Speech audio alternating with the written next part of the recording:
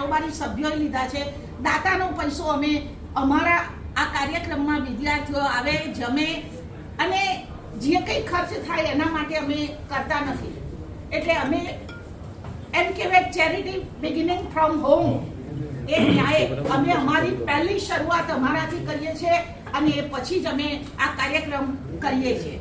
એટલે કોઈ લોકોને એમ ના લાગે કેમ કે આ તો હોટલોમાં જાય છે, ખાય પીવે અને ખર્ચા દાતાઓના પૈસે પેલું આમ કહેનારા તો એવું એ કહે કે મજા કરે છે, પણ અમે એવું નથી કરતા। કારણ કે અમારા બેઠા છે ટ્રસ્ટી, અમે બરોડામાં એક મોટો કાર્યક્રમ કર્યો, 250 વિદ્યાર્થીઓ હતા, વિદેશનું માર્ગદર્શન અને યુપીએસસી જીપીએસસીનું માર્ગદર્શન અને એની સાથે અમે વ્યસન મુક્તિનું। આવા વિડિયો જોવા માટે ચેનલને લાઇક, શેર અને ફોલો કરો।